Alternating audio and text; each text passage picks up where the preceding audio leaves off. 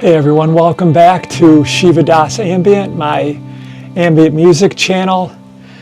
I was just sitting in my practice space, messing around a little bit, just kind of playing.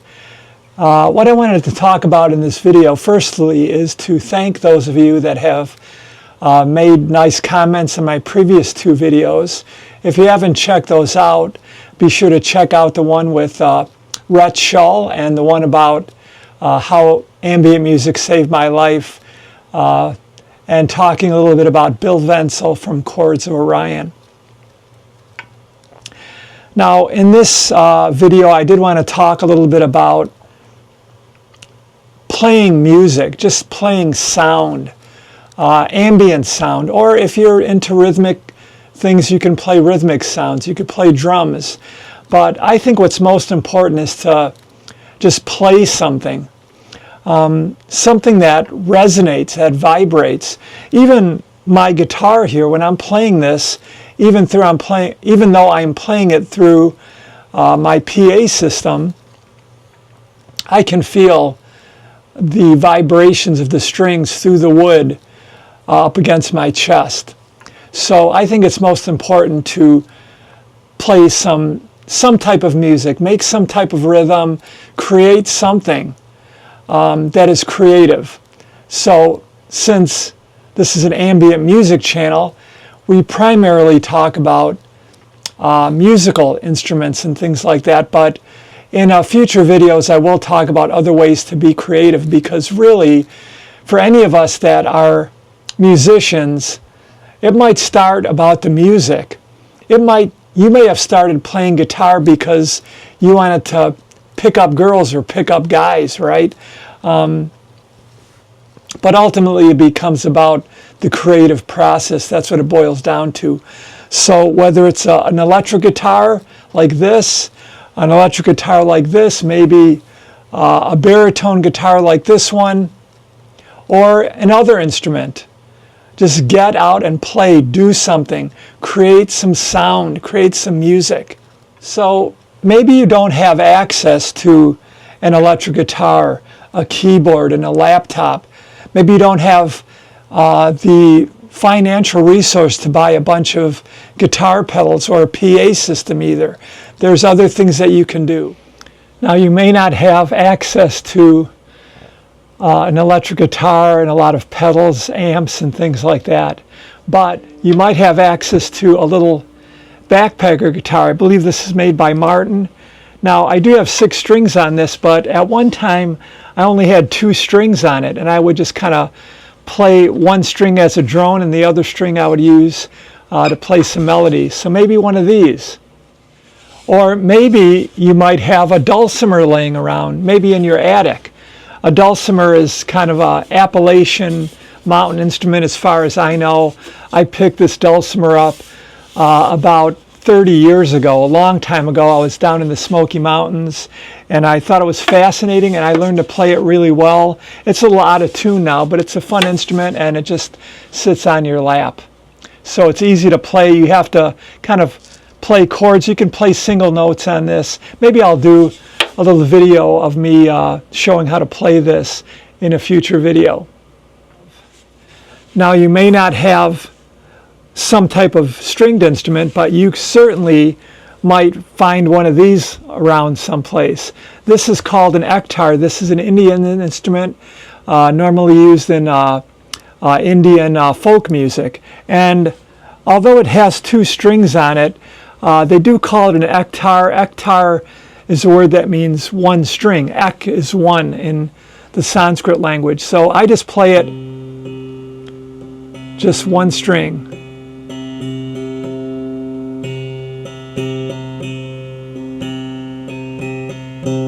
And you can even sing around this. It's good for your vocal practice to sing around one note. So maybe an ektar you might have laying around. Now, if you don't have an ektar, surely you must have a ukulele. This is a ukulele that I picked up recently. It's made by Ibanez just a cheap and expensive ukulele. I bought this at Guitar Center, and the cool thing I liked about this is it's 6 strings, and it's tuned just like a regular guitar. So this is probably not in tune right now, but no, it's not in tune. I haven't played it in a little bit, but it's nylon strings, so easy to fret, and you can play simple chords on a ukulele, a 4-string or a 6-string ukulele. Now, surely if you don't have a ukulele, you must have an Indian tempura in your attic someplace. This is a tempura that a friend actually gave to me when he was moving out of state recently. And it's not tuned up, but it's just a kind of a drone instrument. Doesn't sound very good. I don't have the proper strings on it. It's actually, my friend stringed it with regular guitar strings, but there are specific strings for this, and it's a beautiful instrument once you learn how to master it. The Indian tempura. Now you might be saying, Dave, I'm not a stringed instrument guy, but you might have one of these laying around, a MIDI keyboard. This is one that I use when I record music in my little recording studio. That's a video for another time though. So this is a bigger MIDI keyboard. This is made by M Audio. This is a 48 or 49 key keyboard. Of course, they make small ones. The keyboard that I use on my ambient music stage rig is just a little, it's an M Audio, I think it's called the Mini Station. It's just a little 32 key keyboard, and I use it because it's easy to transport around, and I really don't need, I'm not a keyboard player, but I just use it to play more drone chords. So maybe some type of keyboard instrument is good for you. Now if you're using a MIDI keyboard, of course you have to plug it into something, and you can plug these things in with some clever cabling. You can plug these into a laptop. You can plug these into your phone. You can plug them into an iPad or something like that.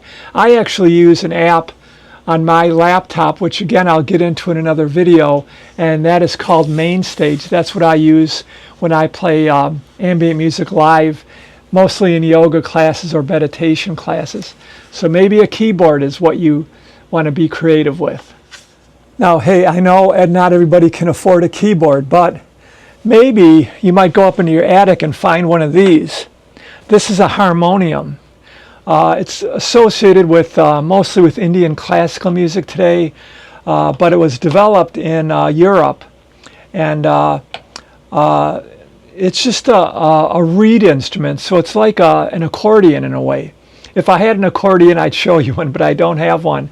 But I do have the harmonium, and it just, you pump it with one hand and you play notes with the other hand, so it sounds something like this.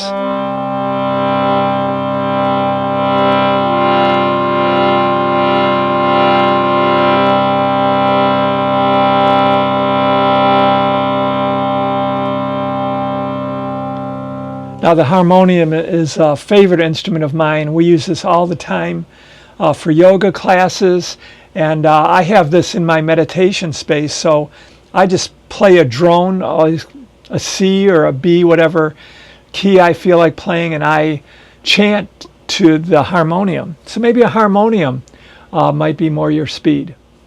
Now, hey, maybe something like a keyboard or a guitar doesn't resonate with you, but surely you must have one of these around. You could probably find one of these. This is a fairly inexpensive tongue drum. I think this is made by, I can't remember who it's made by, but I got this at Guitar Center quite a while ago, and it just uses a couple of mallets.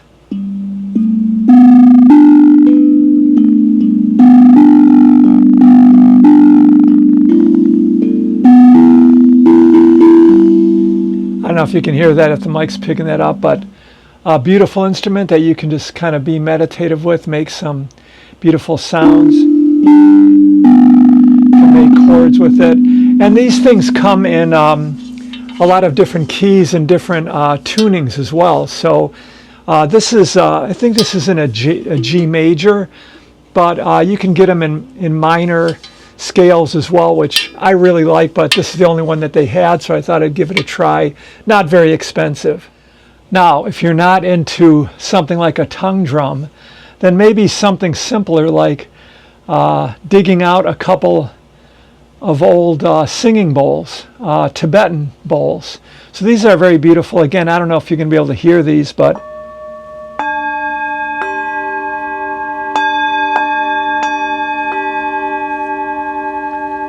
beautiful and meditative, very ambient.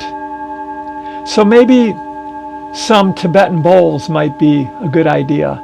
Here in the Detroit area, there's a great place that sells all kind of singing bowls and Tibetan bowls. They even have like really old bowls like this one that's probably a couple hundred years old. They have them. They buy them from Tibet and other places overseas, and they clean them up and resell them. And they also have brand new ones like this one that's very beautiful. You can buy these in different keys. Again, I don't know if you can hear that, but very pure sound. So maybe some Tibetan singing bowls might be good. And you know, if you're not into singing bowls, but you're more of like a drummer type of person, maybe something like this. This is a I think it's called a buffalo drum. I purchased this. This is made by Remo, and just a very simple instrument to play, just nice, something that you can do more rhythmic, just a nice instrument to have handy around.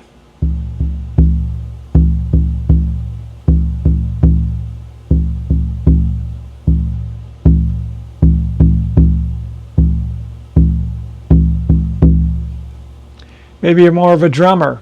And of course, maybe you're somebody that likes more wind instruments. So perhaps a nicely made Native American flute. I have two of them.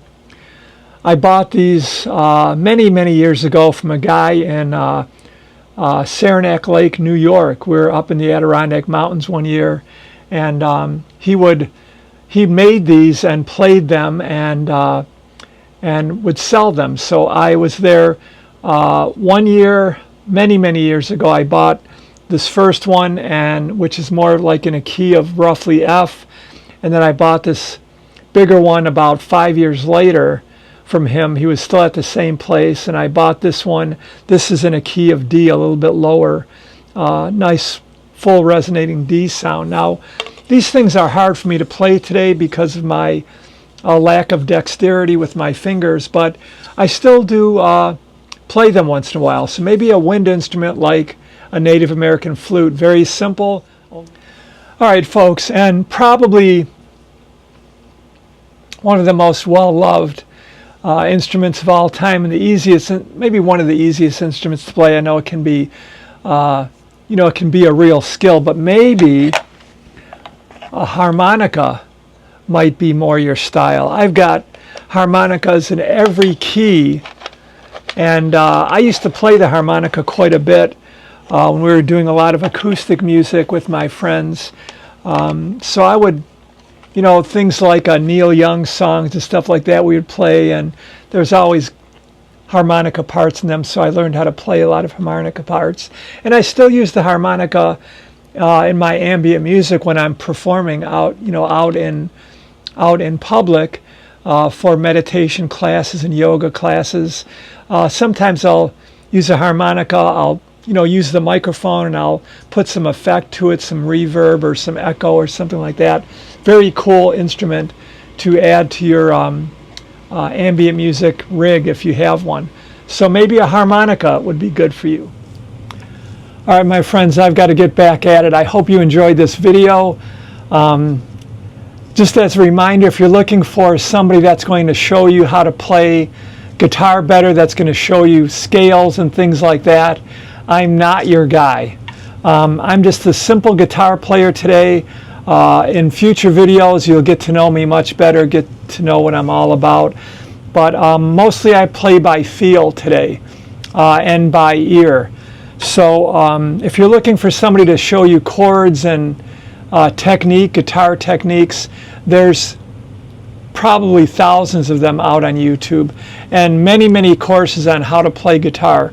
If you're interested in something, maybe Rick Beato might be somebody good for you to check out as well. And I'll be doing a video about Rick's videos in a future video.